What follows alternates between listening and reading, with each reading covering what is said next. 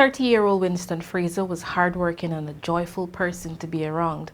On July 25, 2020, Fraser was left paralyzed after police ranks opened fire on him and three other friends on Dorman Street in Georgetown. On Friday last, almost 2 years after the incident, Fraser died in his wife's arms at their East La Penitence, Georgetown home. His wife, Detra Walters, spoke with the newsroom and explained that the last thing her husband told her was that he was hungry. After the soup finished hotting, I was feeding him. A little after his aunt them came and I was feeding him, and he took about 4 to 5 spoons. Then he started to make a funny sound. And I started to hold his face, because he started to give a little white eye, and I keep asking him, and keep asking me. And then he started to bow his head, he bowed his head, hold up his face, I call the ambulance, I call the police, I call the ambulance. And that was it. Fraser's friend and co-worker, 39-year-old Cecil Sampat, was shot 4 times and later died on August 6, 2020. The 2 other persons managed to escape unharmed. The men were club hopping when police opened fire on them. The 4 unarmed friends were in motorcar PYY 4432, which the police mistook for a car used in a recent robbery at Eccles East Bank, Demerara.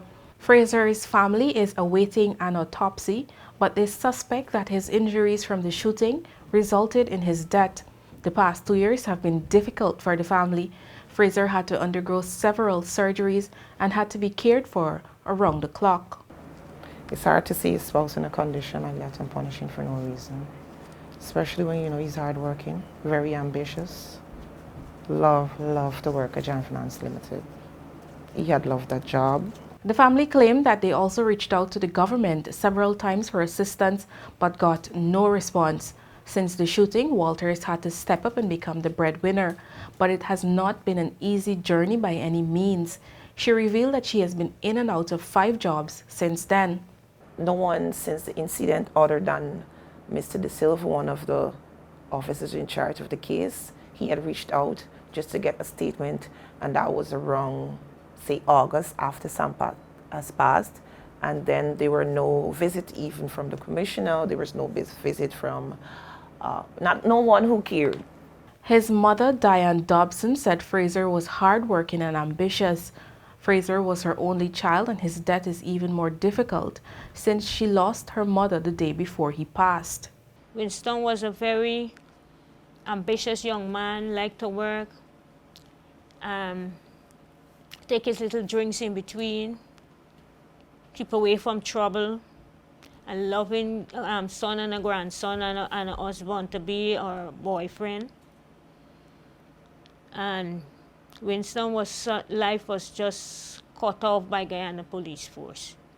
Corporal Goodwin Thomas and Constable Troy Monroe were initially charged with the murder of Sampat and remanded to prison in August 2020.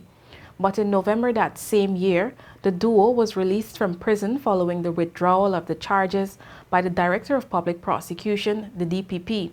The DPP chambers had instructed the police to do further investigations into the incident.